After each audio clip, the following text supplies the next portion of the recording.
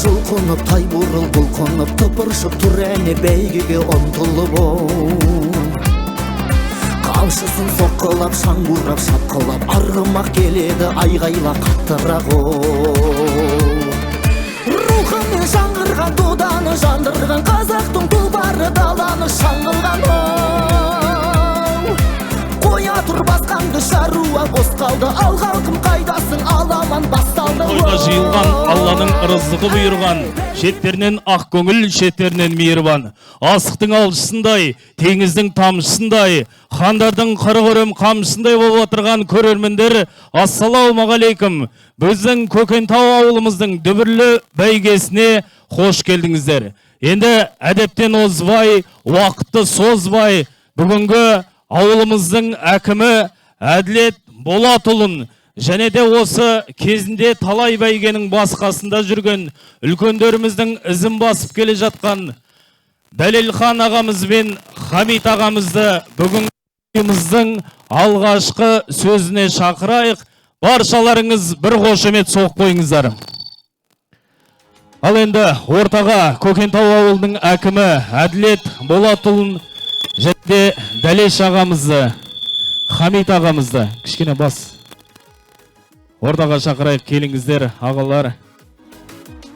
Барша келген қонақтарға, келген көрермендерге қош келдіңіздер деп барша ауылымыздың тойын өздеріңіз құттықтау жасасаңыздар.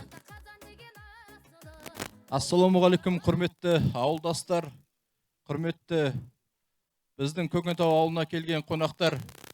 Бүгін міне Көкентау ауылының шара қожалықтары, ауыл азаматтарын ұйымдастырумен ауылымызда дүбірлі той, бәйге ұйымдастырылып отыр. Баршаңызға қош келдіңіздер деймін. Енді бәйгені көп созбай, аттарыңыз бәйгелі, аттарыңыз әйгілі болсын. Барша шабандоздарға сәттілік. Ассалаумағалейкум, құрметті актер қауым. Ауылымыздың бірлестігімен жасалып жатқан той. Бәрі айтатыным, балаларымыз аман, аттарымыз сүрінбесін. Бәйгелі болыңыздар, әйгілі болыңыздар. Осындай Көкентау ауылымыздың бәйгесі жылдан жылға дами берсін. Ауылдың спонсорлық күшімен бұл бәріміз аттар бар, халық бар, ауылымыздан көшіп кеткен адам. Бәртеріңізге мың алғыс айттым. Жақсылық осындай тойда ғана кездесін, Алла соған нәсіп етсін. Ассалаумағалейкум, ауылдастар. Ассалаумағалейкум, біздің ауылға тойға келген қонақтар. Қош келдіңіздер. Бүгін Көкентау ауылында үлкен бәйге болайын деп отыр. Бұйыртса балаларымызға амандық тілейік. Аттарымыз сүрінбейміз, құламай, бәйгеміз сәтті өтуіне тілектеспіз. Сіздердің келген қадамдарыңызға гүл бітсін. Осындай Көкентау ауылына тек қана тойға жиналыңыздар. Мынау өтіп атқан іс-шара өзіміздің ауылдың азаматтары Абай атамыздың 180 жылдығына орай жасалып жатқан бәйге. Бұйыртса бәрі жақсы болады деп ойлаймыз. Енді кем кетігі болып жатса түсіністікпен қарауларыңыз сұраймыз. Сол енді ағайын, басымыз аман, деніміз сау болсын, Көкентау ауылы көркейе берсін. Бәйгелер, ауылда мықты бәйгелер шыға берсін, тілектеспіз.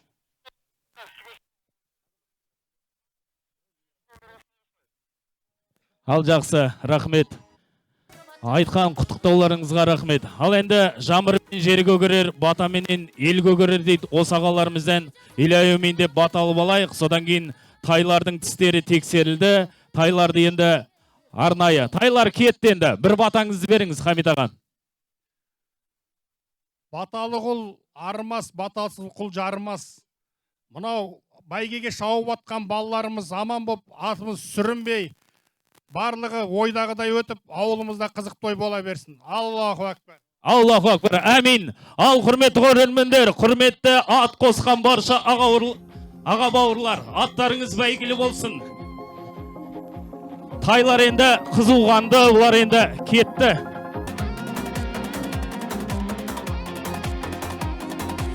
шыны баспай өкпесін қақпай келеді. Ал құрметті қонақтар, жоғарғы жақтан басталды. Мәреге дейін 2 шақырым. Барлығы тайлардың шабатын. Ол 5 шақырымға кетеді. Халықтың алдынан бірлет өтеді, екіншісінде мәреге келеді. Ал 2-ші номерға тіркелген Қарлығаш ат иесі Ерсін Шаметов, бапкері Нұрсұлтан Нұржігіт, шабандоз Исахан Аягөз ауданы. 3-ші номерға Нұртөбел атты сәйгүлік. Ат иесі Хамид, бапкері Хамид, шабандозы Ерасыл Көкентау ауылының сәйгүлігі. 4-ші номерға Найман атты сәйгүлік тіркелген.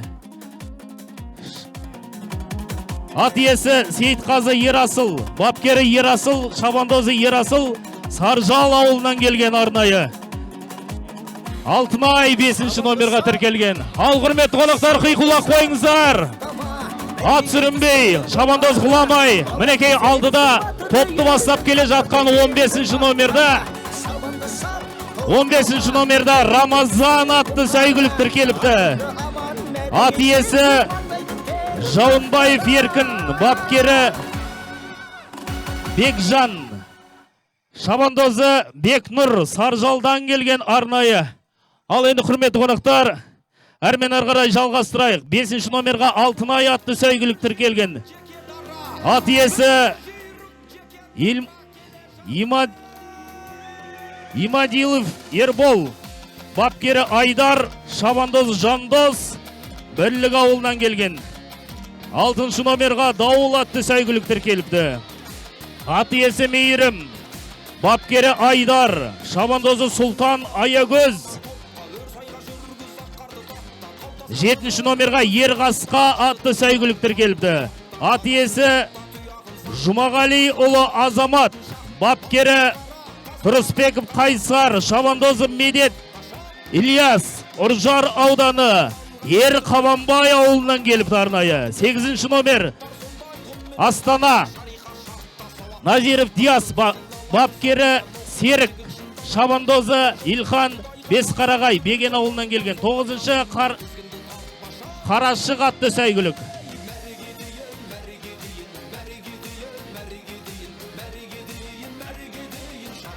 Тютин Серғазы ат иесі, шабандозы бапкері Арынғазы, шабандозы Жігер Қарқаралыдан келіпті арнайы осы бәйгеге.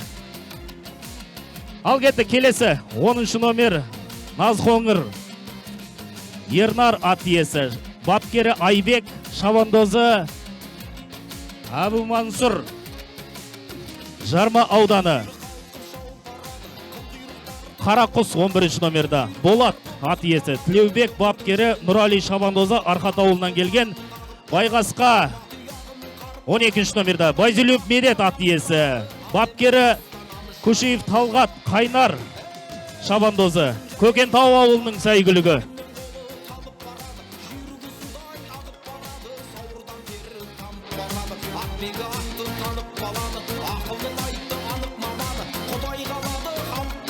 Ал енді мына 3-ші бұрылыстан бұрылды.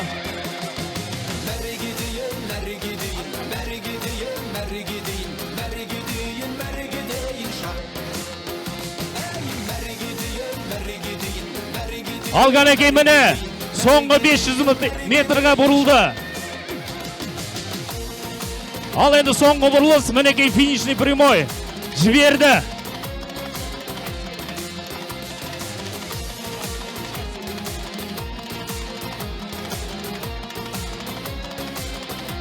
Ал енді тайлардың өте жоғары бірінші келе жатқан Алтынай Имадилов Ербол ағамыздың аты, бапкері Айдар, шабандозы Жандос Бірлік ауылынан.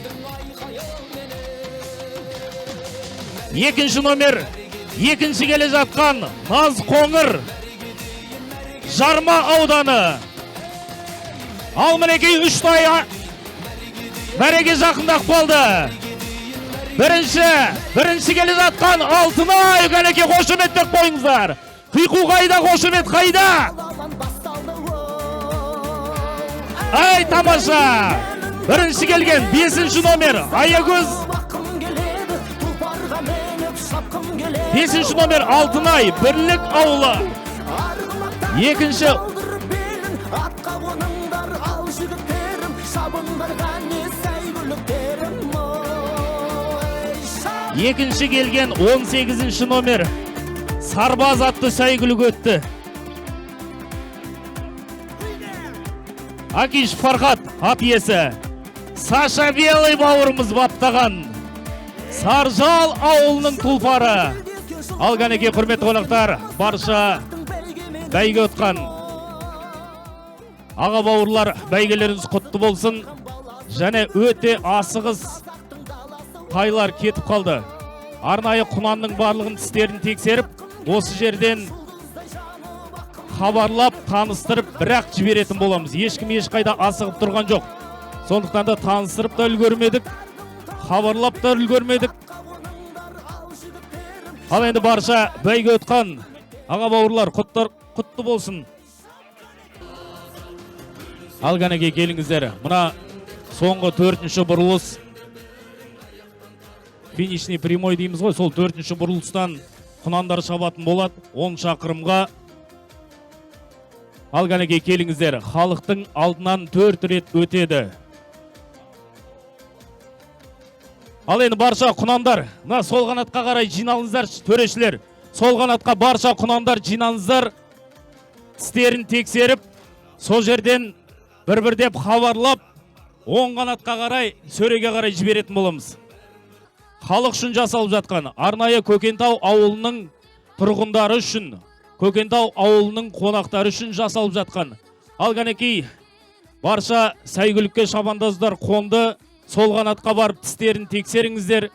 Содан кейін мен бір-бір деп хабарлайым. Ал сіздер бір-бір деп осы халықтың алдынан өткізіп отырыңыздар, төрешілер.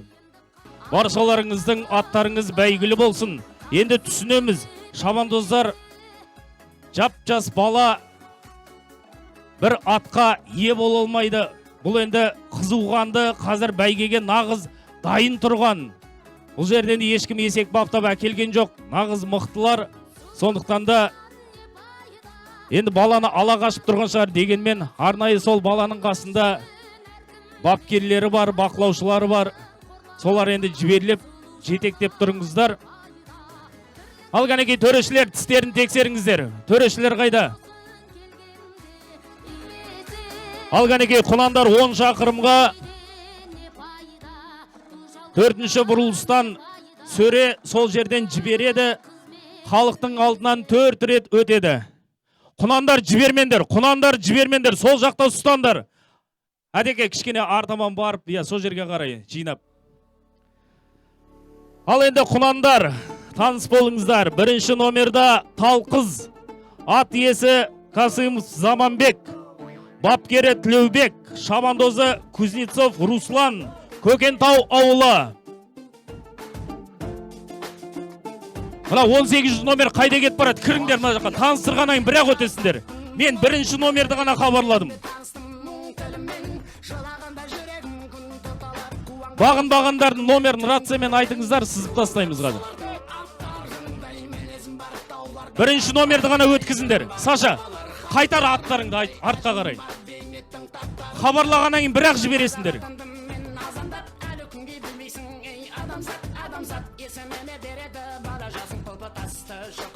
Еламан, Абзал, Әлібек, мына жақтың барлығын қайтарыңыздар.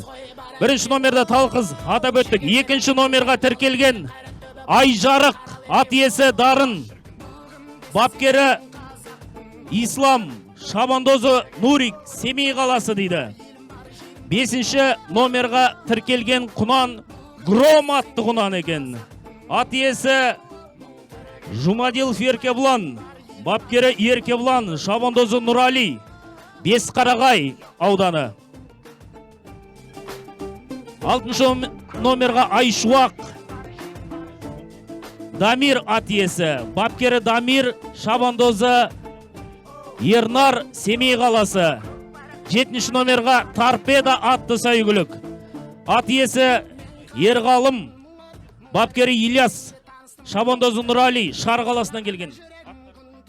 9-шы номерға Шах, ат иесі Ильяс Амангелді, бапкері Ильяс, шабандозы Алмат Қарқаралыдан келген Бақты ауылы. Қаракөз 10 номерға Қаракөз атты сәйгүлік. Ат иесі Төлегенұлы Айзат, бапкері Қайранбаев Әділет. Шабандозы Манап Әбу Мансұр, Абай ауданы Көкбай ауылынан келген. 12 номерға До свидания атты сәйгүлік. Орынбасар ат иесі, бапкері Бақытжан. Шабандозы Сикош Қасқабұлақтан келген сәйгүлік екен. 17 номерға Жебе ат иесі Алижан Мирамбек, бапкері Ерғалиев Санат. Шабандозы Нұрсәулет Семей қаласы. 18 номерға Бақторы ат иесі Бауыржан, бапкері Ерлан. Шабандозы Қайсар Барадулихадан келген. Ал енді келесі 21 номерға тіркелген Ызғар атты сәйгүлік. Ат иесі Разыбек, бапкері Талап. Шабандозы Бексұлтан Шеманайхадан келген. 22 номерға Даңқ атты сәйгүлік. Ат иесі Қуат, бапкері Қуат. Шабандозы Жігер Ақсуат Көкжырадан келген. 27 Ару атты сәйгүлік. Ат иесі Тілек, бапкері Саша Белый. Ой, молодец. Шабандозы Сенім Семей қаласынан келген. 30 номерға Бесқасқа атты құнан тіркеліпті. Ат иесі Төлеуханов Ескендір, бапкері Арын, Көкентау ауылының сәйгүлігі.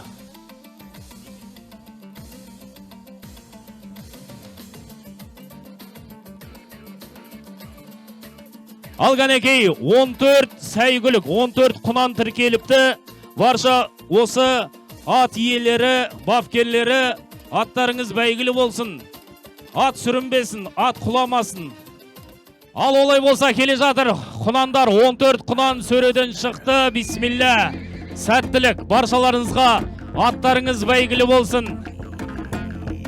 Есімдеріңіз әйгілі болсын. Көкентау ауылының бәйгесін ұтып едік деп айтып жүресіздер.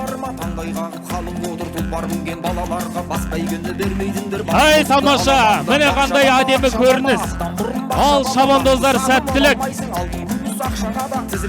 Көрерменнің алдынан 4 рет өтеді. 3,5. Топты бастап 7-5-22. Осы топты бастап кетті. Сәттілік. Бірақ ол ештеңке әлі шешпейді. Алдыда әлі 3 айналым бар. Олай болса сәттілік баршаларыңызға. Қазған орды қарғып аттар, арғымақтар барлық аттар, дөбірінің дүр сүлкінді, оғылдан атауыр аттар. Алас кетті, жарас кетті, шабандозда жарас кетті, шаң жұтқандар, шалдыққандар, адас кетті. Қабат деген жер сөгіліп кетердей, арындатып шабыңдар, көл төгіліп кетердей, дауылдатып шабыңдар. Тәуекел етті, әуелі өтті, мәрге кетті, оғылдала арғымақтары. Шап!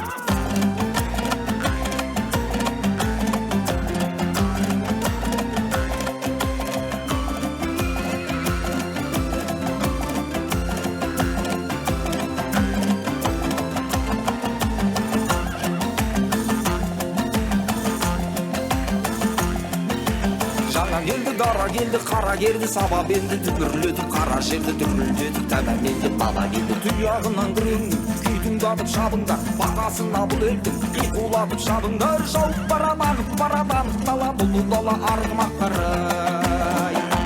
Тұяғынан күреңнің, күйтіңдатып шабыңдар, бақасына бұл елдің, иқулатып шабыңдар, жауып баран, ағып баран, анық дала, бұлы дала арғымақтары. Шап!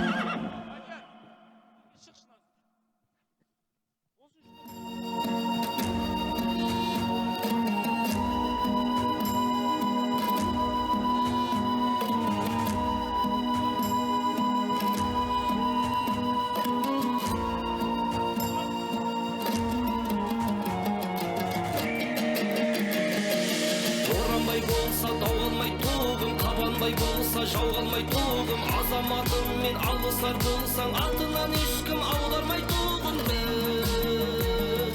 Жасынан ұлы атқа мінетін, жаратқан ашқан баққа білетін, талайды сөзден сүріндіретін біз. Жасынан ұлы атқа мінетін, жаратқан ашқан... Топты бастап келе жатқан 22 номерға тіркелген даңқ атты сәйгүлік. Ақсуат Көкжырадан келген сәйгүлік. Ал мінекей құрметті қонақтар, құрметті көрермендер, құрметті ат сүйер қауым, үшінші бұрылыстан бұрылды, барлығы топтасып әдемі. Ешкім әлі асықпайды. Міне бірінші айналымды аяқтап, төртінші бұрылысқа келді. Алдыда әлі екі айналым бар.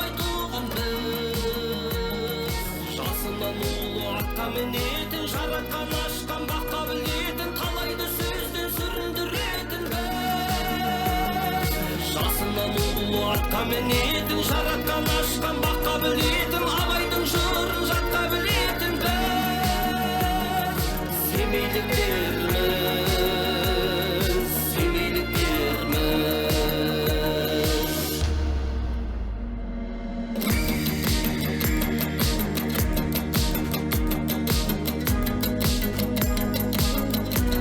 Екінші номерға тіркелген Айжарық атты сәйгүлік жарыс жолынан шықты.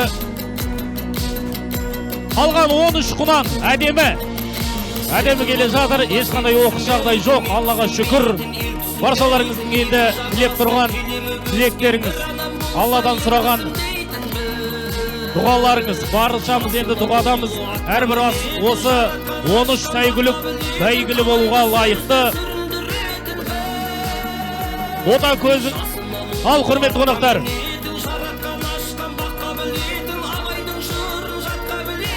Ай, қошеметтеп қойыңыздар. Тарта алақаның тозды ма?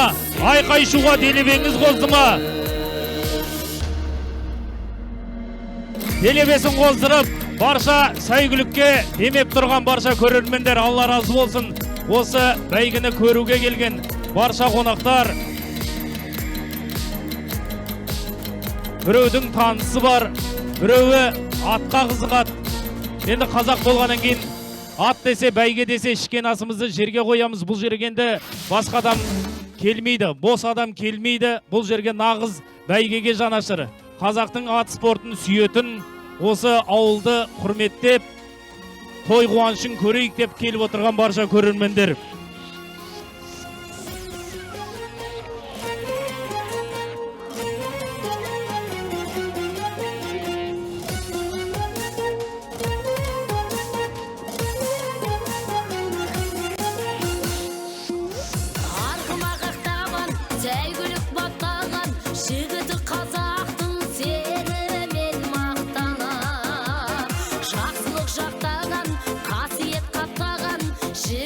Ал, құрметті көрермендер, ешкім алдыға сытылып шыққан жоқ. Барлығы топпен әдемі отыр. Өйткені алдыда екі айналым мінекей. Екінші айналымның екінші бұрылысынан өтті. Барлығы дін аман, Аллаға шүкір. Ал енді барша ат қосып отырған бапкерлер, ат иелері,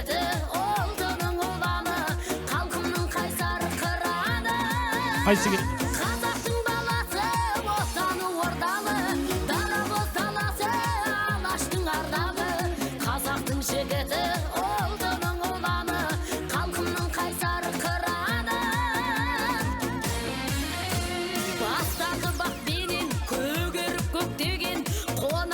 Ал енді бұл жерде, құрметті қонақтар, ат қосып отырған аға бауырлар біледі енді. Осы Абай облысының, Шығыс Қазақстанның талай дүбірлі бәйгесін ұтып жүрген фавориттардың бірі. Бүгінгі бас жүлдеге үміткер 10-шы номерға тіркелген Қарақөз атты сәйгүлік. Ат иесі Төлегенұлы Айзат, бапкері Қайранбаев Әділет, шабандозы Әбу Мансұр, Абай ауданы Көкбай ауылы. Бұл енді Қаракөзді танымайтын адам жоқ. Талай бәйгіні ұтқан, бүгінде енді сәттілік. Осы Қаракөздің де көрермендері осы жерде. Арнайы ат қоспаса да Қаракөздің бәйгесін көрем деп келіп отырған қонақтарымыз бар. Сондықтан да барша енді 13 құнан бір құнан ғана артта қалды. Байқамай қалды ғой, мені жіберді ғой басын. Алыстап кеткен мән бермей қалды. Әдемі, артта келе жатса да жылдамдығы өте тамаша. Білмейміз. Сотқы қарақ келе жатып қалып қойды ма? Алдын ұзақ кеткенін байқамай қалды ма әйтеуір. Жылдамдығы тамаша. Шаршаған көрінбейді. Ал енді топта, алдыңғы топта келе жатқан 12 құнан. Әреке қиқулақ қойыңыздар. Соңғы айналым.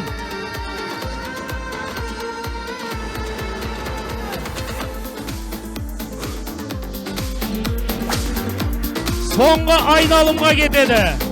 Бұл жерде енді Көкентау ауылының намысын қорғап, бірінші номерда Қалқыз атты сәйгүлік Заманбек ағамыздың сәйгүлігі, бапкері Тілеубек, шабандозы Руслан, Көкентау ауылы. Ал сәттілік баршаларыңызға. Тағы да Көкентау ауылының намысын қорғап, екінші құнан 30 номерға тіркелген Бесқасқа атты сәйгүлік. Ат иесі Төлеуханов Ескендір, бапкері Арын, Көкентау ауылының құнаны.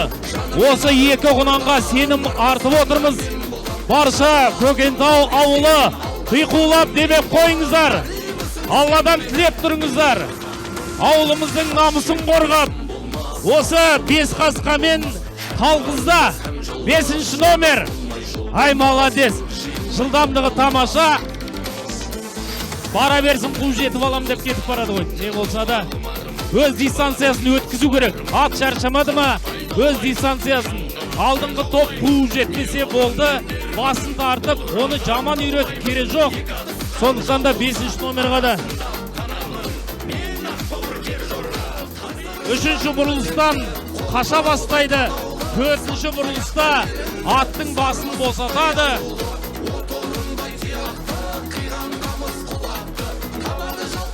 Дронның өзі қуып жете алмай келе жатыр. Не деген жылдамдық?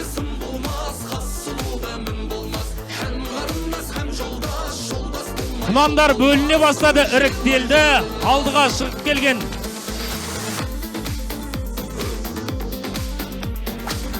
Алдыда топты бастап келе жатқан дронымыздың өзі жете алмай келе жатыр.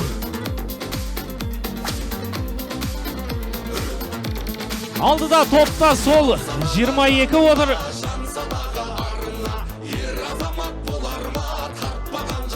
Үшінші бұрылыстан өтті, бастарын босатты. Екі құнан таласып келе жатыр. 4-ші бұрылысқа осы жерде бастарын босатады.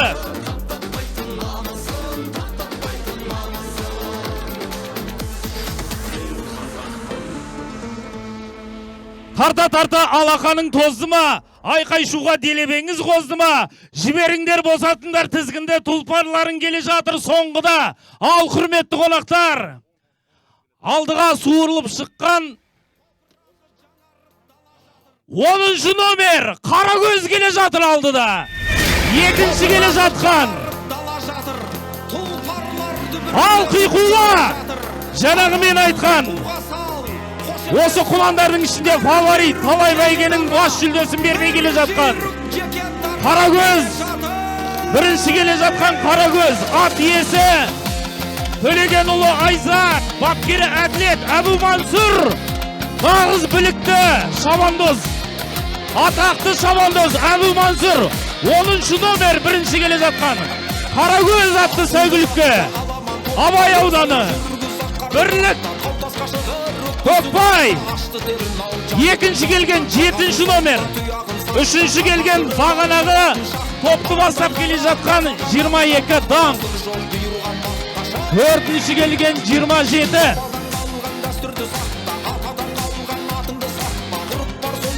5-ші келген 18. 6-ші келген 9-ші номер. Ал бәйге отқан барша аға бауырлар, бәйгелерің құтты болсын.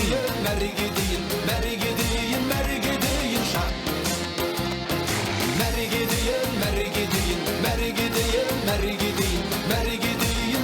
Ал енді Аллаға шүкір, міне біздің талқызда аман есен шауып келді. Бұл енді ешқашан бәйгеге шаппаған байдалы, шаппаған құнан. 33 номер біздің Көкентау ауылының Ескендер бауырымыздың сәйгүлігі. Бұл да аман есен, дін аман, Аллаға шүкір. Әлі ұтатын бәйгелері алдыда. Бірінші бәйгелері біз енді қаншама осы Көкентау ауылының аға бауырлары, ауылдастар, ауылға қарасты барша шаруа қожалықтары, Шаған ауылының тұрғындары барлығы бірігіп 5-10 тиыннан жинап, осы бір ауылымызда бәйге болсын деп жасап жатқаннан кейін осы бәйгеге сыйластық көрсетіңіздер. Құрметті шабандоздар, бір-бірлеп хабарлаймыз. Сол кезде сіздерді төрешілер жіберіп тұрады, бір-бірдеп өтесіздер. Енді халықтың алдынан 8 рет өтеді. 7 айналым, 20 шақырым аламан. 15 те болмасын, 25 те болмасын, соның ортасы талай бәйге шауып тастаған аттар бар. Соның барлығына ыңғайлы болсын деп 20 шақырым аламанды қойып жатқан жайымыз бар. Олай болса барша 24 аламанға қосылып отырған 24 сәйгүлікке, сол сәйгүліктің иелеріне, бапкерлеріне баршасына сәттілік. Тағы да 2 ат қосылды, 26 сәйгүлік.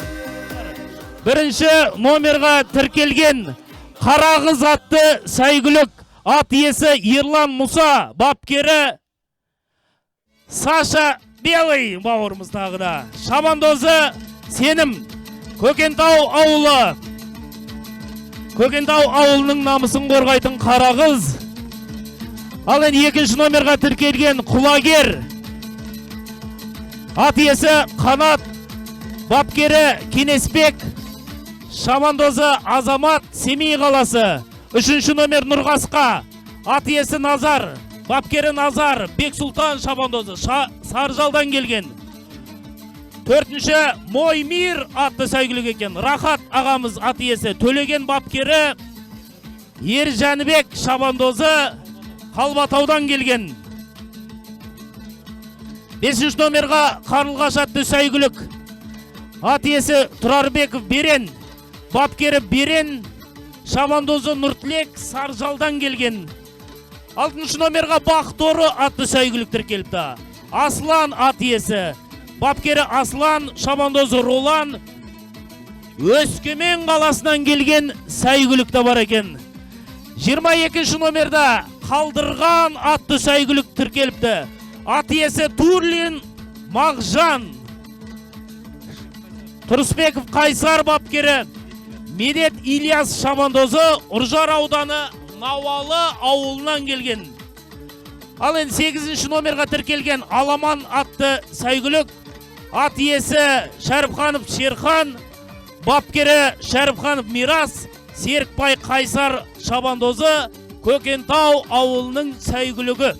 10-ші номерға тіркелген Қарасай атты сәйгүлік бапкері Асылхан Алихан, ат иесі, бапкері де Асылхан Алихан, шабандозы Саян, Семей қаласы. Бақадыр атты 11-ші номерға тіркеліпті, ат иесі Бақтыбеков Арын, Бақытбек шаруа қожалығы, бапкері Ерасыл, шабандозы Руслан, Шаған ауылы. Ал енді 12-ші номерге тіркелген Елігай, ат иесі Қуат, бапкері Қуат, шабандозы Жігер, Ақсуат Көкжырадан келген. 13-ші Сұңқар, ат иесі Азамат, бапкері Саша Белый, шабандозы Баги, Зайсаннан келген. 14-ші номер Баққасқа, Кунязов Еркеблан ат иесі, бапкері Күшеев Талғат, шабандозы Алихан, Көкентау ауылының намысын қорғайды. Көкентау ауылы. 15-ші Үшқоңыр Өмірбек Саят ат иесі, бапкері Нұржан, шабандозы Алишер, Ақсуат ауданы.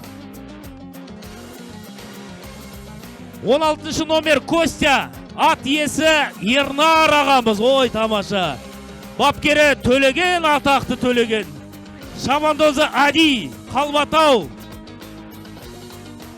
17 номерға елік атты сәйгүлік тіркеліпті. Қабышев Әсет ағамыз ат иесі. Бапкері Қабышев Әсет. Шабандоз Заңғар, Көкентау ауылы. 18 номер Рубин Разбек ат иесі. Бапкері Тинин. Шабандозы Тинин Дмитрий. Шеманайқадан келген. 20 номерға Латиф атты сәйгүлік Дәурен ат иесі. Бапкері Дәурен. Шабандозы Нұрсәулет Приречныйдан келген. Ал сәттілік 21 номерда Ханшайым Маманов Сәкен ат иесі. Махамбет бапкері Алмат шабандозы Қарқаралы ауданынан келген. Ғасыр 23 номерға тіркелген. Тудин Серғазы ат иесі. Бапкері Арынғазы шабандозы Иса Ильяс Қарқаралы. 24-ші топ жарған атты сәйгүлік тіркеліпті. Сәуке Аманбеков Сәуке ат иесі. Бапкері Арынғазы шабандозы Жігер Қарқаралы ауданынан келген. Ақбақай 22 номерға тіркелген. Ат иесі 25 номерға тіркелген. Ақбақай атты сәйгүлік ат иесі Ерасыл Марат. Бапкері Дастан шабандозы Қайнар Көкпектіден келген. 26-шы Хан Күрен атты сәйгүлік. Нұржан ат иесі.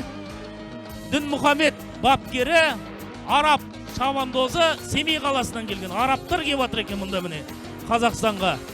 Ал енді Аламанғасқа атты сәйгүлік 28 номерға тіркеліпті. Ат иесі Бекболат, бапкері Бекболат, шабандозы Ернұр Семей қаласынан келген.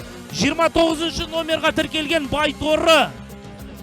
Ат иесі Кирбестаев Нартай, бапкері Нартай, шабандозы Нұралы, Шаған ауылынан келген. Ал сәттілік барша 26 сәйгүлікке сәттілік. Ал сәттілік басталды. Жарыс жолына 26 сәйгүлік шықты.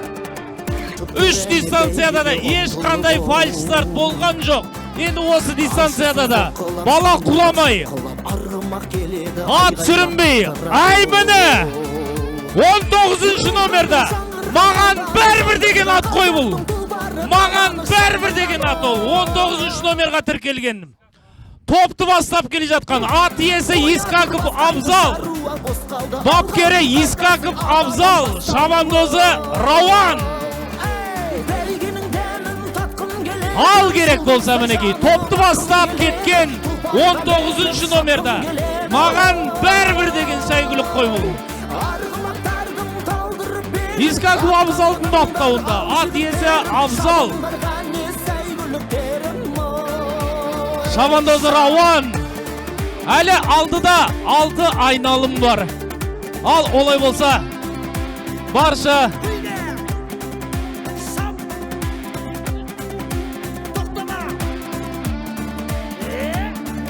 жұртыммен тілдескен, жылқыммен бір көскен, намысты қазақтың бәйгемен үндескен. Сөз қонған бабасы, топ жарған баласы, дүбірмен рухтанған қазақтың даласы. Бәйгенің дәмін татқым келеді, жұлдыздай жанып аққым келеді, тұлпарға меніп шапқым келеді. Арғымақтардың талдырып белін, атқа қоныңдар ал жігіттерім, шабындарға не сәйгүліктерім. Шапқан егей!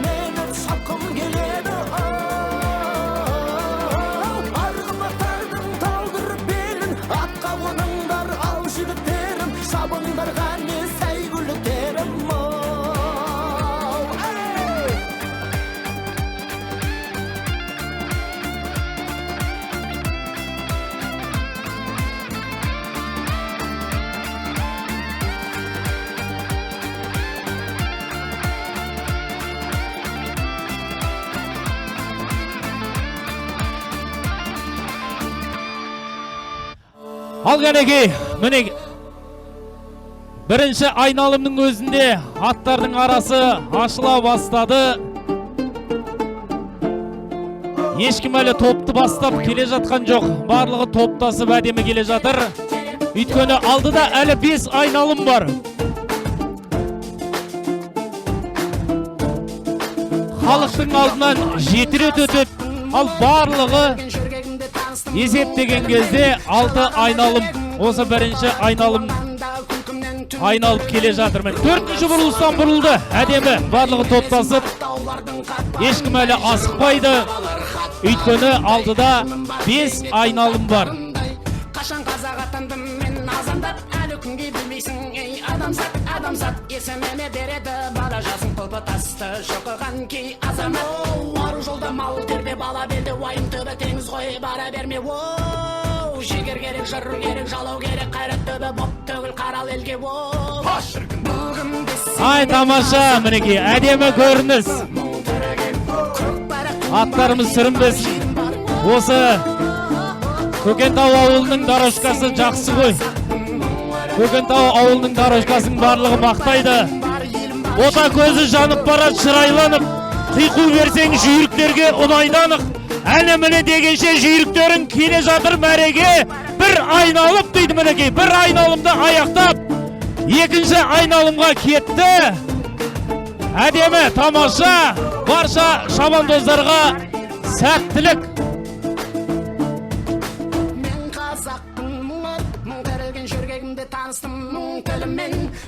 Ай, тамаша, молодец, асықпа, Рауан, асықпа. Мен қазақтың, қырғыз олып туысқаным, бірге тартқан тарланның құйысқанын. Анамызда қара көз бір қыз, бәлкім бөріп берген егізге уысынанын. Мен қазақтың бір биік белестің, мен Европада, Азияда емеспін. Мен аралықпын 7-ші материкті, бірақ барша адаммен келістім мен. Әй, молодец өні. Маған бәрібір деген атпен тіркелген 19-ші номердағы Абзал ағамыздың сәйгүлігі. Бәйге деген осындай болады деп көрсетіп келді Рауан бауырымыз.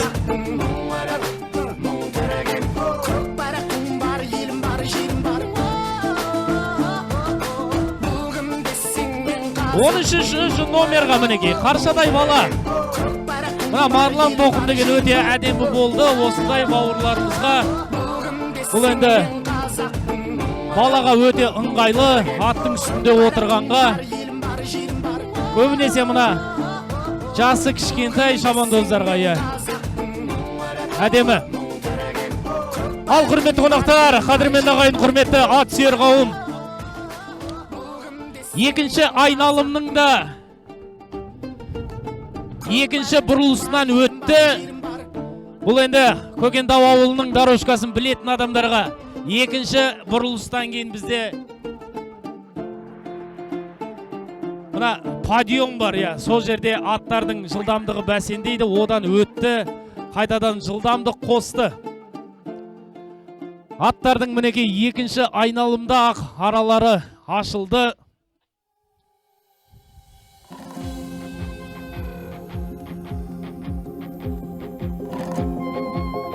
Ерна, дрон қайда, дрон?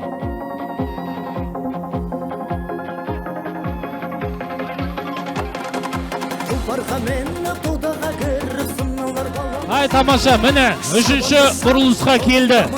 Тағы жүйріктер алдыға шыға бастады. Топтасып әдемі келе жатыр. Енді жаңа айттық қой, бұл бәйгеге ешкім есеп қоспайды. Ат ұстауда оңай емес. Ат ұстаудың өзі бір өнер. Жылқы деген ол қияметке дейін жылқының жалының астында жақсылық жасырған дейді. Жылқыға әрбір берген шөбін, әрбір берген жемін, оның барлығы сол аттың иесіне сауап болып жазылады. Сондықтан да нағыз жігіт ұстайды атты. Жылқы деген енді, жылқы деген бір мал бар, ер жігіттің қанаты, ту көтерер бір мал бар, батырлардың санаты дейді. Кезінде батырларымыз да осы жылқы үстінде елін қорғаған, жерін қорғаған. Сондықтан да құрметті қонақтар, мінекей қадірменді ағайын, аламанның екінші айналымы да аяқталуға сәл қалды. Екінші айналымды да аяқтап жүйріктер келе жатыр, топты бастап келе жатқан.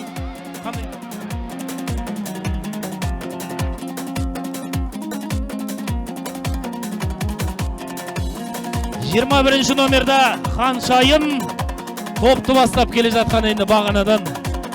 Әдемі, тамаша. Алдыда әлі 4 айналым бар. Екінші айналымды аяқтап келе жатыр міне сәйгүліктер.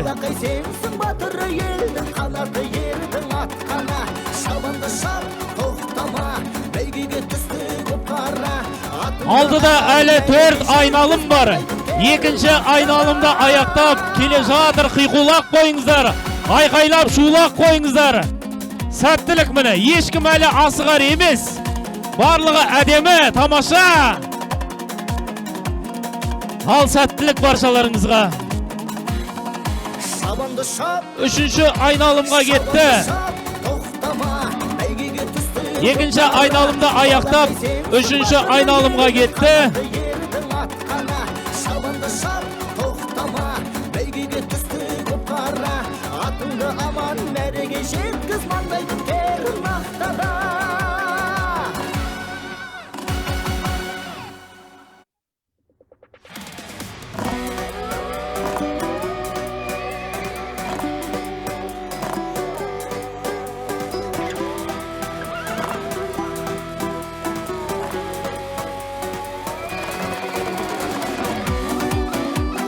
Ал міне сәйгүліктер екінші бұрылысқа келді. Аттар бөліне бастады. Мына 13-ші номердің әдемі. Ешқандай шаршаған көрінбейді. Жылдамдығы барлығы тамаша. Барлығы да мүмкін. Сондықтан да бағанада айтып өттік қой. Жеңісті, жеңілісті ол Алладан. Бақ шабама, бап шабама дейді қазағым. Бақпен бағын қатар келсе, бүгінгі бәйгені ұтарсың. Сондықтан да тайменен құланды ұтқан аға бауырларымыздың жолын берсін. Біз десекті, әрбір тұрған көрермен, әр аттың өзінің көрермені бар. Әр атқа өздерінің дұғаларын тілеп тұр. Енді бапкердің ат иесінің арманы ол тым болмаса үштікке ілінсем дейді. Бұна үштіктен кейін есептеп, осы Көгентау ауылының аттарына да арнайы жүлде бар. Оны да қазір табыстайтын боламыз. Сондықтан да мұна аламан бәйгені аяқтап алайық. Ал құрметті қонақтар, қадірменді ағайын, құрметті көрермендер, үшінші айналымға, үшінші бұрылысқа келді. Қазір үшінші айналымды тамамдап, алдыда әлі 3 айналым бар.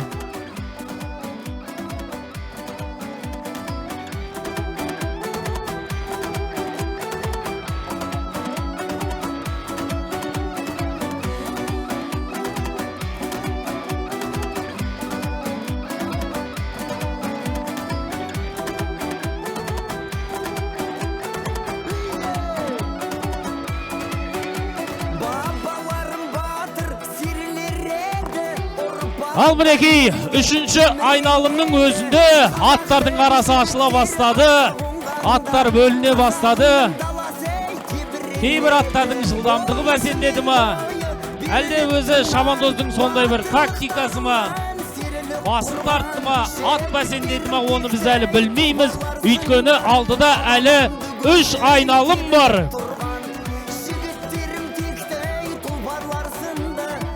Үшінші айналымды аяқтап, сәйгүлікті келе жатыр мінекей.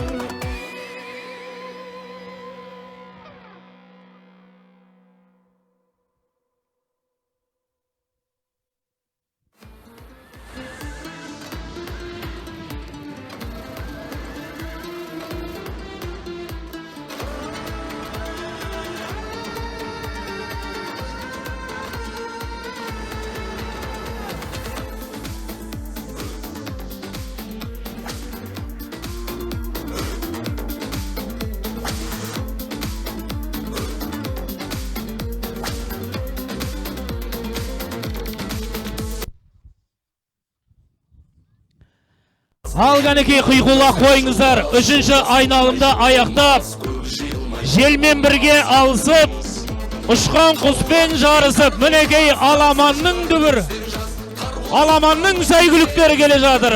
Ал құйқылақ қойыңыздар. 21 мен сол 20 мен 21 бір екеуі қатар бөлініп алғандай сол топты бастап келе жатыр. Шабандоздар асықпайды, аттарын әбден терлетіп, алдыда 3 айналым бар екенін біледі. Ал олай болса 4-ші айналымға кетті. Әні міне дегенше мінекей 4 айналымға да кетіп қалды. Жарыс жолынан шығып жатқандар да бар. Мына 13-ші номердағы ат жылдамдығы да тамаша, мойны барлығы әдемі терілеп алған десекте. Алдын ұзатып алды ма? Біз білмедік, бірақ та енді шаршап келе жатқан атқа ұқсамайды. Ешбір дегенше бірінші бұрылыстан шығып кетті. Жақсы, 13-ші номердағы сәйгүлік жарыс жолынан шықты. Енді қарасақ, әдемі терілеп алған, өзін жақсы ұстап келеді. Десекте алдын ұзатып алды ма? Сондай бір себеппен жарыс жолынан шықты. Ал сәттілік мінекей 2-ші бұрылыстан да өтіп, 4-ші айналымның 2-ші бұрылысына өтіп, 3-ші бұрылыстың жақындап қалды. Аттар ақырындап реттеле бастады. Баршасына сәттілік. Мынау келе жатыр, мынау алдыда дара келе жатыр деп әлі ештеңке айта алмаймыз, өйткені аттардың барлығы топтасып әдемі келе жатыр. 4-ші айналымның 3-ші бұрылысына келді.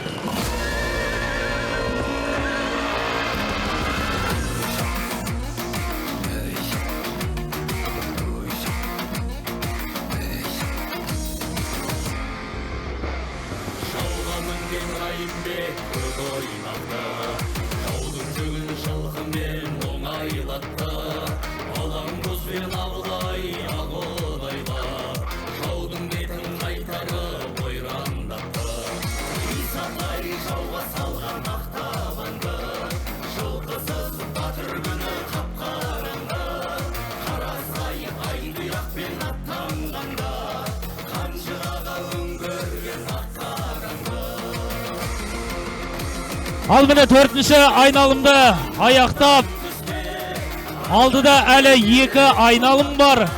Аттарда реттеліп қалды. Көсіліп бір қолтық созар қайда күн. Жарыс өмір жарысады қайда кім.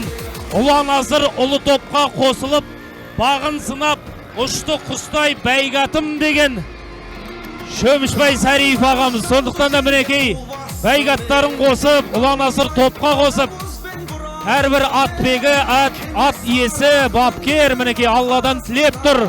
Ұшқан құспен жарысып, желмен бірге алысып мінекей реттеліп алды. Ал кәнекей 5-ші айналымға кеткен сәйгүліктер 3-ші бұрылысқа жақындап қалды. Аттар мінекей бөлініп сол алдыңғы топтағы 9 ат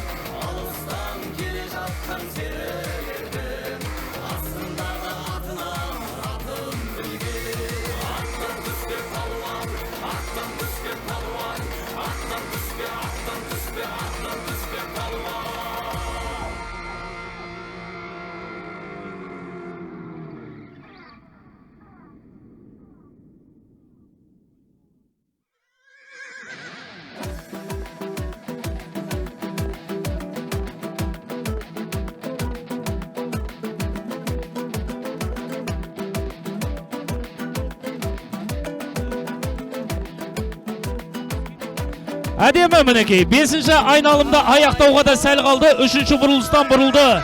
Намыстан ба келеміштей қайғырып жүргенім жоқ, есекпенен таймынып. Жетем десең жеткізбейтін жүйріктер. Айналамыз арғымақпен сәйгүлік дейді мінекей. Нағыз мықтылар алдыға бөлінді. Ешкім бағанағымен айтқандай есек қосып отырған жоқ. Кезінде қойдан келіп бәйгеге ат қоса салатын. Қанында бірдеңке бар. Кезінде атасы шапқан, апасы шапқан, әжесі жылқы баққан деп айтып, андан маған қаны бар, мындай қаны бар деп қоса беретін. Қазір енді бұл жерде нағыз қаны таза, сондай аттар ғана шабатын заманға келдік қой. Жылдамдық өте жоғары, баяғыдай сөреден шығып басын тартып, асығатын емес, сөреден шыққаннан мәреге дейін жіберет, нағыз жүйрік ұтат бұл бәйгеде. Ал міне 5-ші айналымды аяқтап, соңғы айналымға кетеді сәйгүліктер.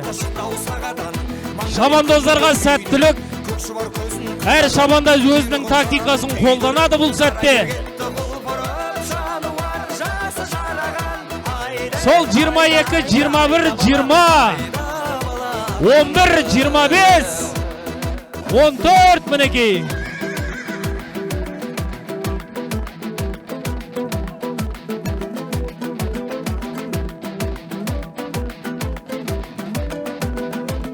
Ал мінекей, бұл енді тізгінді босатып, аттың соңғы айналымға сақтаған күшін қолданатын сәт келді. Міне бірінші бұрылыстан бұрылып, соңғы айналымға кетті. Ал сәттілік барша ат қосып отырған аға бауырлар, бәйгілі болыңыздар. Алла тағала қолдасын. Шарадан шығып шалқысын, ат иесінің құмар, жанады екен қаяқтың, маңдайда бақпен шырағы, телебе қосып мұндайда, алаштың жұрты алқыны, байқайға басып тұрады. Айда бала, Ал сәттілік, міне не деген жылдамдық. Көз ашып жұмғанша, жаңа ғана мәреден өтсе, екінші бұрылыстан да өтіп кетті.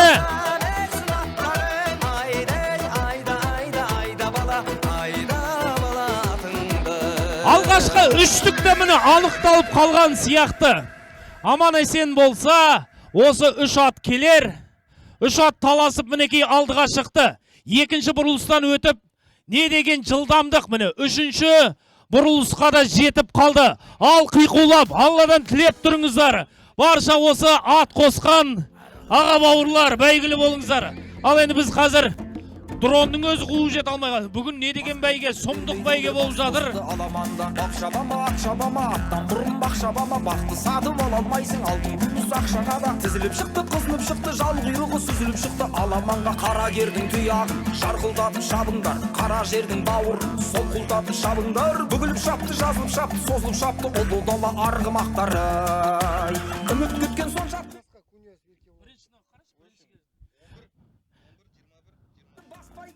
11-ші номер. Шабандоздың сол сәттері, бұлақ шаңды басты, жүйріктердің моншақ дері, қазған орды 11-ші номер.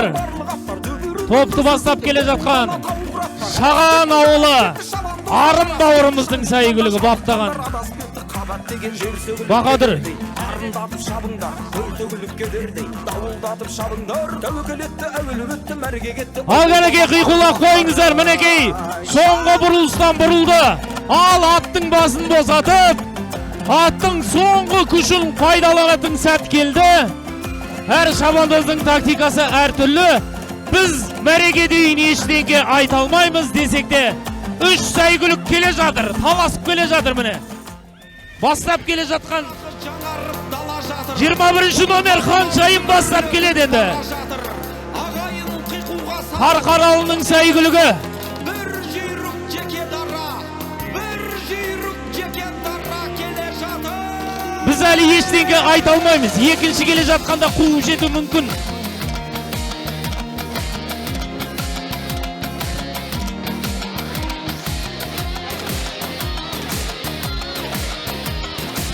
Екінші келе жатқан Латиф. Дәуреннің сәйгүлігі Приречныйдан келген. Ал қиқула қошемет соқ. Айқай қайда, шу қайда. Міне, сол 21 топты бастап келе жатқан. Мәреден өтті. Сол 20 мен 21. Бағанадан 6 айналым топты бастап. Үшінші келген 11-ші номер. 11-ші номер Бахадыр. Арын бауырымыздың сәйгүлігі. Арын бауырымыз баптаған өзінің сәйгүлігі.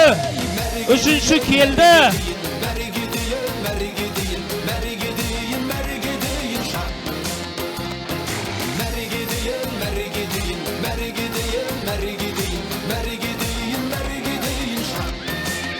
Ауыл арасында үштіктен кейін шауып келген сәйгүлікке арнайы сыйлық тегеміз.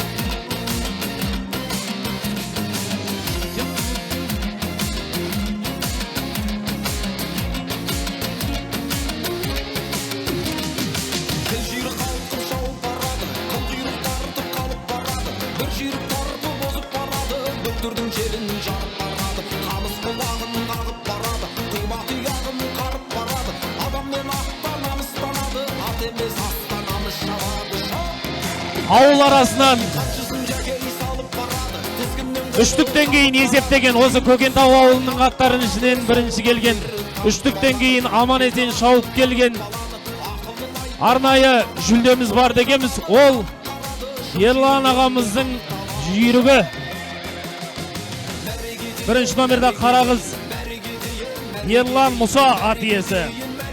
Бапкері Саша Бел, шабандозы Сенім, Көкентау ауылы.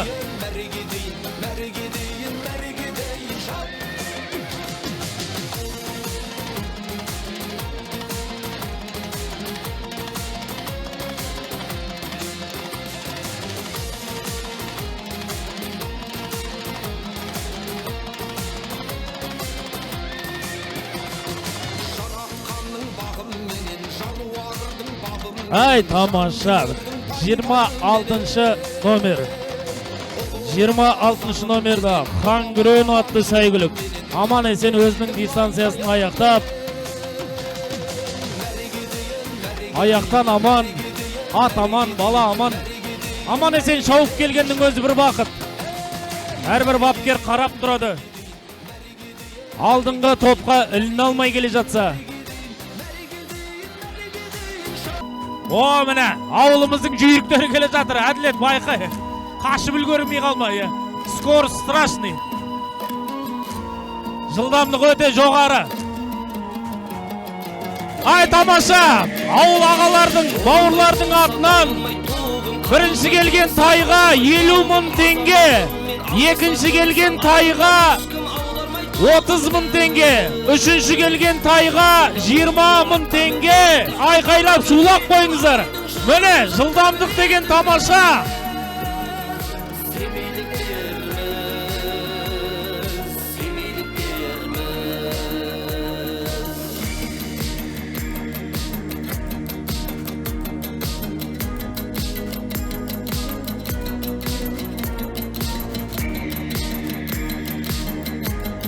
Ал қайсы келе жатыр екен енді. Арнайы футболка берілген жоқ, содан кейін біз анығын біле алмай тұрмыз. Десек те жылдамдықтар тамаша. Әдемі келе жатыр. Осы 3 тайға да жүлде бар. Дегенмен бірінші келген тайға 50.000 теңге ақшалай сыйлық.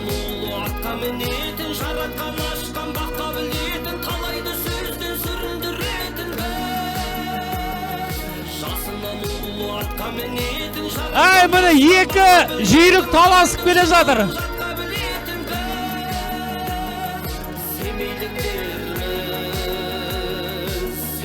Қамшыла, қамшыла, Нұрали, өтесің, қамшыла. Өтесің. Әй, тамаша, міне.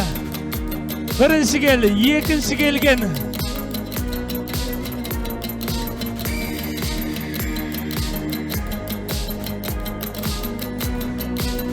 Қос, дорожкаға кіргіз.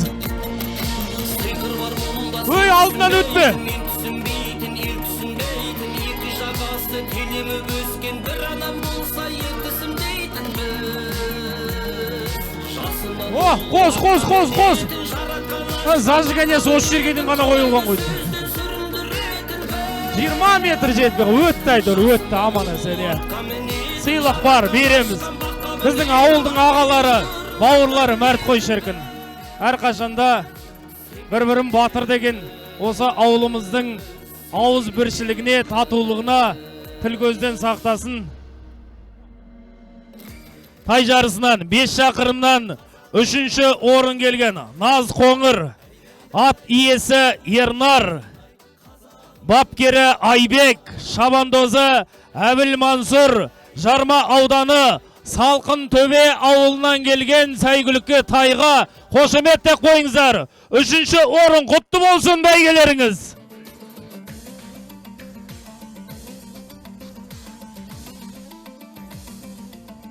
Ал 3-ші орын Жарма ауданы Салқын Төбе құтты болсын. Ат иесі Ернар ағамыз.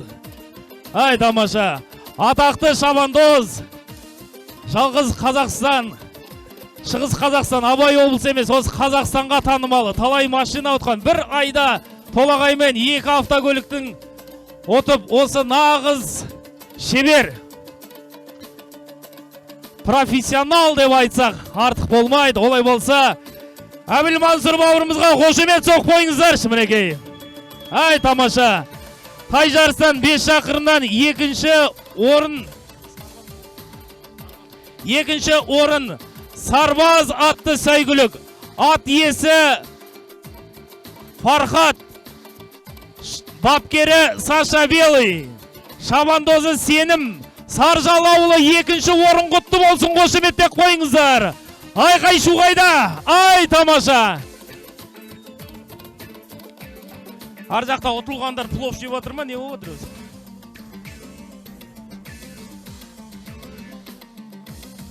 Ар жақта құрметті көрермендер, сіздерді бер қарай қарап, біреудің қуанышына қуана білген ол адамға Алла тағала міндетті түрде береді. Сондықтан да біреудің қуанышына қуана біліңіздер.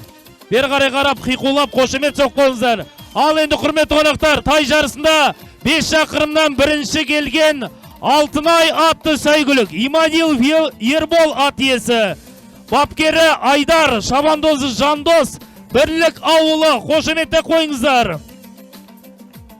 1-ші орын құтты болсын.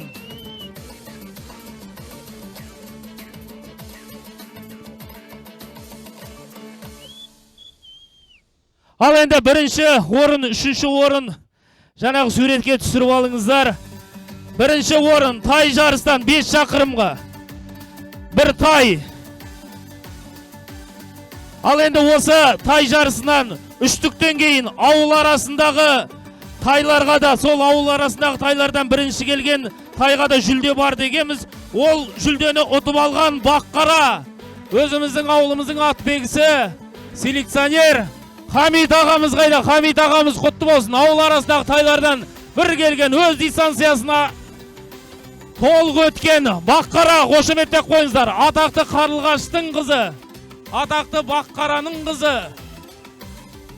Енді жүлделі болып жатқан 100 мың теңге ақшалай сыйлық Хамит ағамызға. Қошеметтек қойыңыздар.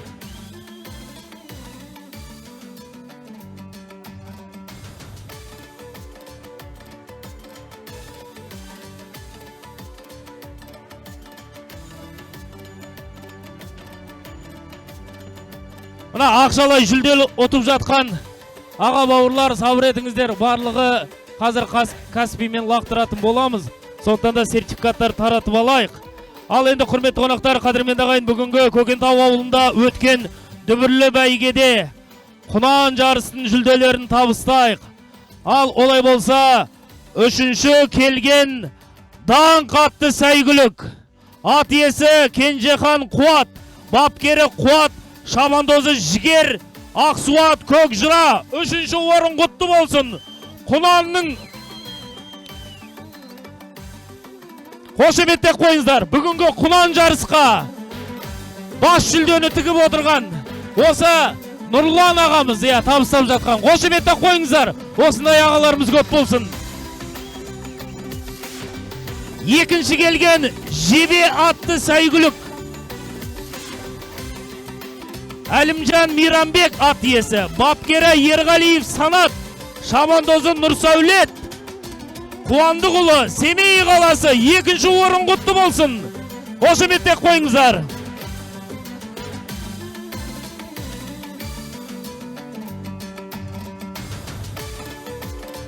Екінші орын құлан жарыста. Бір тай.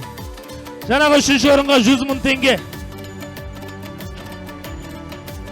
Ал енді құрметті қонақтар, қадірмен ағайын, бүгінгі Көкентау ауылында өткен дүбірлі бәйгеде 10 шақырым құнан жарыста бас жүлдені ұтып алған бірінші келген.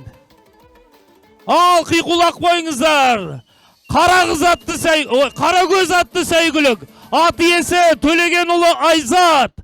Бапкері Қайранбаев Әділет. Шабандозы Манап Әбілмансұр. Абай ауданы, Көкбай ауылы, қошеметтеп қойыңыздар.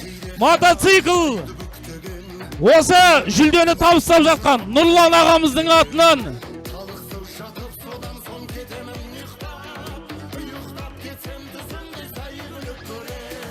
Ал қошеметтеп қойыңыздар. Бағанада айтып өттік, осы Шығыс Қазақстан, Абай облысын талай бәйгенің басын бермеген. Бүгінгі бәйгеде фавориттардың бірі Қарагөз дегеніміз, сол Қарагөз мінекей. Әлі бәйгеге шаптым деп тұрған жоқ. Қарагөзді бер қарай әкеліңіздер, келе ме?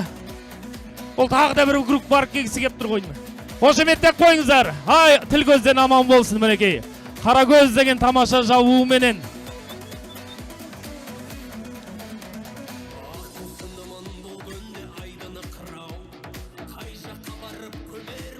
Әділет, завайды. Ал құтты болсын, Қарагөздің жүлдесі. Нұрлан ағамыз тігіп отырған мотоцикл, қошеметтеп қойыңыздар. Ай, тамаша, қошемет қайда? Айқайлап қиқулақ қойыңыздар.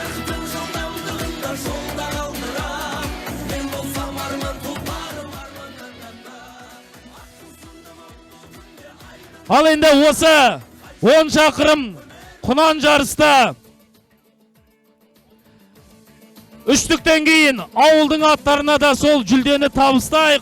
Қошеметтеп қойыңыздар. Үштіктен кейін ауыл арасында бірінші келген, бүгін мінекей бірінші бәйгесі ат иесі Қасымов Заманбек ағамыздың да туған күні бүгін. Құтты болсын. Қошеметтеп қиқулақ қойыңыздар. Талғыз атты сәйгүлік Қасымов Заманбек, бапкері Тілеубек, шабандозы Руслан ауыл арасындағы құнандардан бірінші келген. Талқызға қошеметтеп қойыңыздар. Талқызға бір тай қошеметтеп қойыңыздар шканекей. Ауыл арасындағы құнандардың ішінен бірінші келген Замаш ағамыздың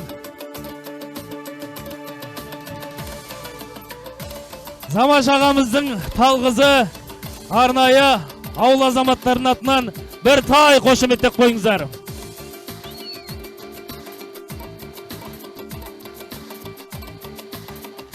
Ал енді ортаға талай сәйгүлікті баптап, бірді бірге қосуда оны емес қой, оны баптап, артынан андып, қарап. Енді орысша айтқанда селекционер дейді ғой.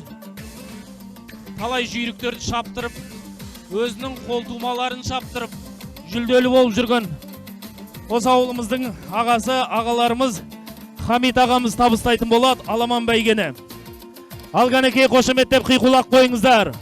3-ші орын алған аламан бәйгеде, Көкентау ауылында өткен дүбірлі бәйгеде 20 шақырымнан 3-ші орын алған Бахадүр атты сәйгүлік Бақтыбеков Арын ат иесі, бапкері Амангелдин Ерасыл, шабандозы Руслан, Шаған ауылы, Бақтыбек шаруа қожалығы. Қошеметтеп қойыңыздар. Ай, той құтты болсын. Жүлде құтты болсын. Арын бауырымыз қайда? Саятай ағамыздың ұлы Арын бауырымызға қошеметтеп қойыңыздар. Арын құтты болсын, жүлде құтты болсын. Шабандоз қайда? Шабандоз. Руслан, Руслан сарысы да болады.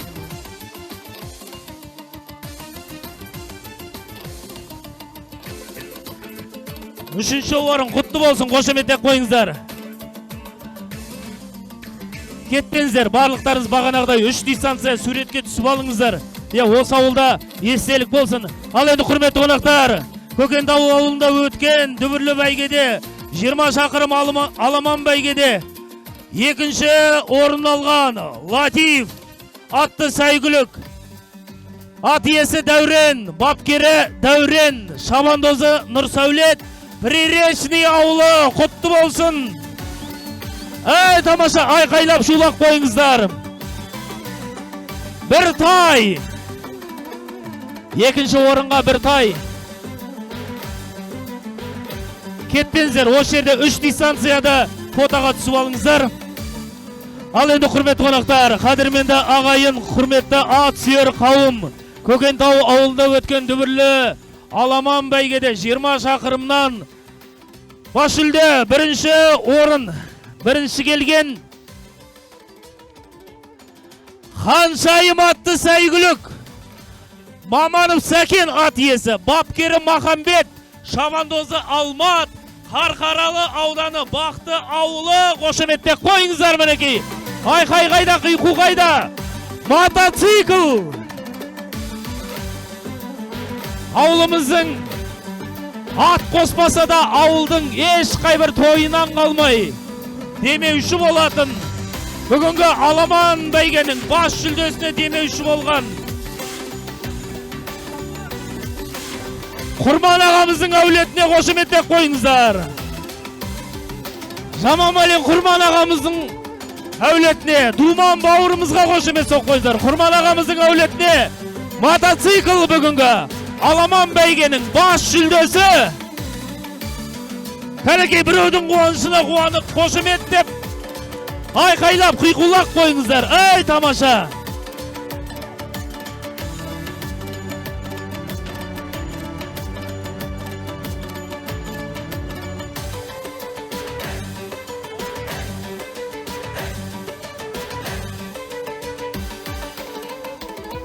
Ал құрметті қонақтар, қадірменді ағайын, той құтты болсын. Осы 20 шақырым аламан бәйгеде үштіктен кейін ауыл аттарына да арнайы жүлде, сол жүлдені таратайық. Аламан бәйгеде 20 шақырымнан ауыл арасындағы аттардан бірінші келген Қарағыз атты сәйгүлік Ерлан Мұса ат иесі. Бапкері атақты Саша Белый. Шабандозы Тұрсын Сенім. Қошеметтеп қойыңыздар. Бір жылқы. Қошемет қайда, айқай қайда, құйқулақ қойыңыздар. Бәйге отқан аға бауырлар, сіздерді бір-екі ауыз сөзбен құттықтайым дейді. Енді бағана Нұрлан ағамызға берші, Нұрлан ағамызға. Ал енді ассалаумалейкум ауылдастар. Бүгін біздің Көкентау ауылында үлкен бәйге болып жатыр. Енді мұнда келген, алыстан келген жігіттерге көп рахметімді айтам. Аттарың әрқашанда бәйгілі болсын. Мен енді былтырдан бері өзіміз ұйымдастырып жатырмыз ғой осы бәйгені. Осы бәйгіміз әр қарай жалғаса берсін. Осы жастарымызға рахмет. Содардың арқасы. Жастарды әрқашанда біз қолдаймыз. Енді әрқашанда осылай азамат інім, міне, өзің міне бүгін басқарып, мынандай жақсылық өзің жанында ауылымыздың жастары бар, Мотя бар, өзіміздің жігіттер бар. Осы бәйгіміз әр қарай жалғаса берсін. Бәрлеріңізге сәттілік тілеймін. Ауылымызда осындай жылына бір бәйгіміз жасап отырайық. Біз қолдаймыз енді, өзім қолдаймын лично. Жолдарыңыз болсын, сәттілік тілеймін. Бәйгелеріңіз құтты болсын алған. Рахмет Нұрлан аға, сізге де рахмет. Әрқашанда жастарды қолдап бәйгеге демеуші болыңыз. Енді осы бәйге деген ат аласыз ғой. Көпшіліктің көзінше. Болды. Екі ат бар менде сататын как раз.